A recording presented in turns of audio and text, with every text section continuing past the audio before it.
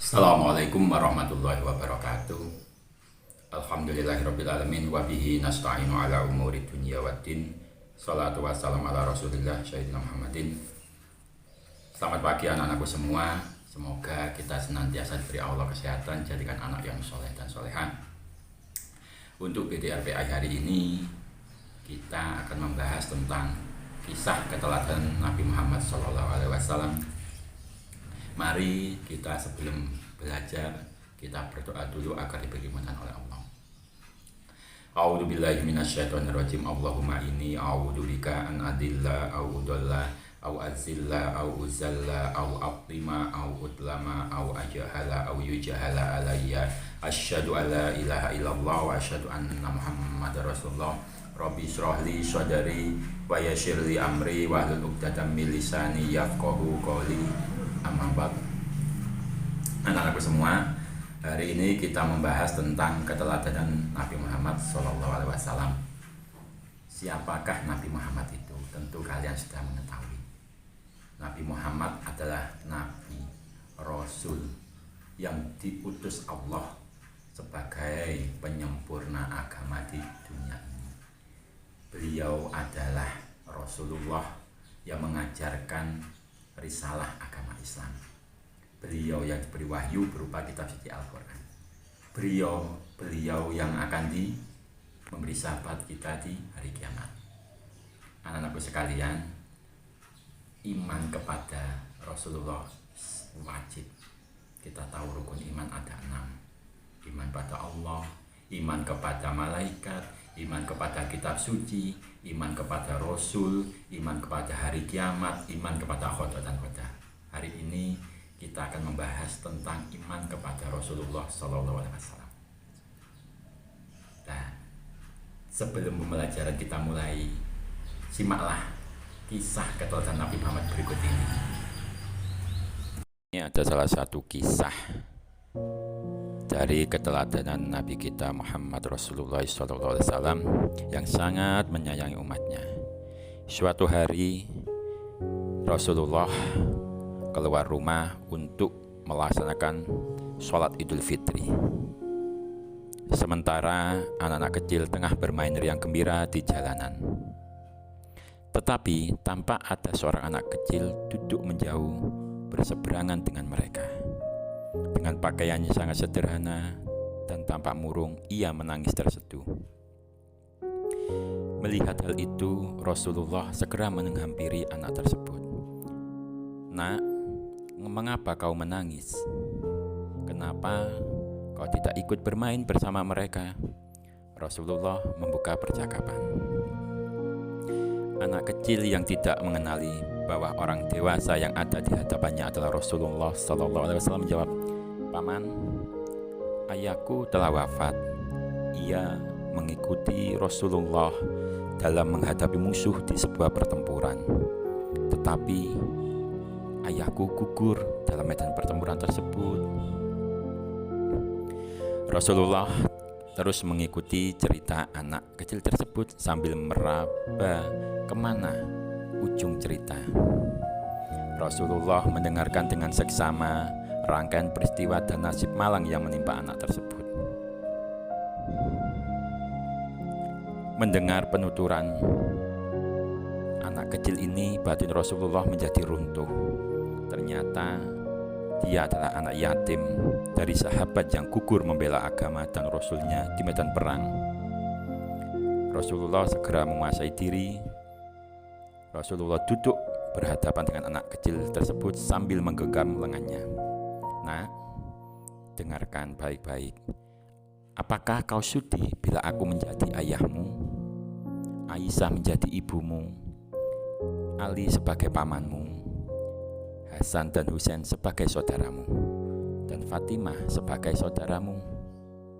tanya Rasulullah.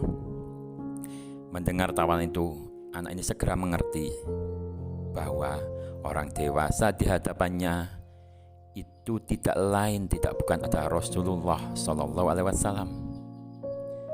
"Kenapa aku tidak sudi ya Rasulullah?" jawab anak itu dengan tersenyum. Rasulullah kemudian membawa anak angkatnya pulang ke rumah. Di sana, anak ini diberi pakaian terbaik, dipersilahkan makan hingga kenyang. Penampilannya yang diperhatikan lalu diberi wangi-wangian. Setelah beres semua, anak kecil pun keluar dari rumah Rasulullah dengan senyum dan wajah bahagia. Melihat perubahan drastis pada anak ini, para sahabatnya bertanya, "Hai, sebelumnya tadi kau menangis, tetapi kini kau tampak sangat gembira." Anak kecil itu menjawab, "Benar sahabatku, tadi aku lapar, tetapi lihatlah, sekarang tidak lagi. Aku sudah kenyang. Tadi aku berpakaian lusuh, tetapi kini lihatlah, aku mengenakan pakaian bagus. Dulu aku yatim, tetapi sekarang aku memiliki keluarga yang sangat perhatian, yaitu Rasulullah sebagai ayahku, Aisyah ibuku, Ali sebagai pamanku, Hasan dan Husain saudaraku. Aku sangat bahagia." Demikian adalah cerita penggalan kisah keteladanan Nabi Muhammad SAW yang sangat menyayangi anak yatim dan fakir miskin. Semoga cerita ini dapat memberikan manfaat bagi kita, sehingga kita bisa meneladani Nabi kita Muhammad SAW. Dari kisah keteladanan Nabi Muhammad SAW tadi, kita bisa mengambil pelajaran. Dalam kehidupan sehari-hari, kita bisa meneladani. Pertama, kita banyak membaca sholawat. Apa itu sholawat? Sholawat adalah pujian kepada Nabi Muhammad. Nah, bentuknya banyak sekali. Sholawat itu ada sholawat nariyah, munjihat, sholawat nuril anwar, sholawat tibil kulub, banyak sekali. Sholawat badar.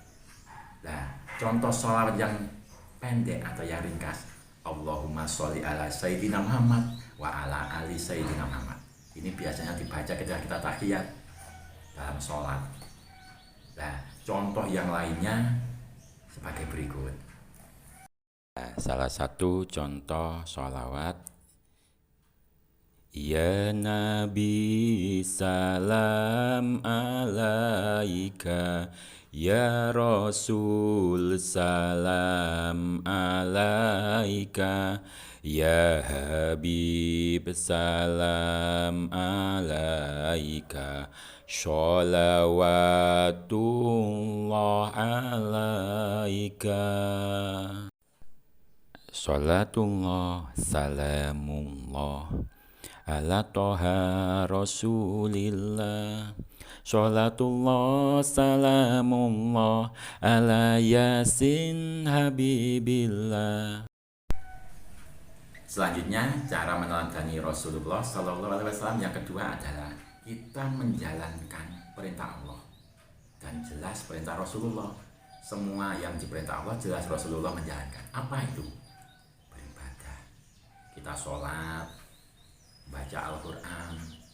Dan Rasulullah sangat mencintai fakir miskin, anak yatim, sangat mencintai sesama walaupun berbeda agama, terlebih menghormati orang tua. Yang ketiga, kita menjauhi semua perbuatan yang tidak dilaksanakan oleh Nabi Muhammad. Otomatis perbuatan dilarang oleh Allah. Dalam Al-Quran jelas banyak sekali. Kita tidak boleh, satu, syirik, menyembah selain Allah. Nabi Muhammad sangat menyembah Allah. Tidak boleh bermusuhan, kita harus rukun. Tidak boleh mencuri, tidak boleh berkata kotor, dan tidak boleh melanggar hukum agama.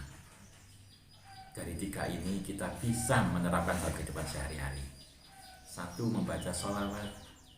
Dua, melaksanakan semua yang dilaksanakan Nabi Muhammad.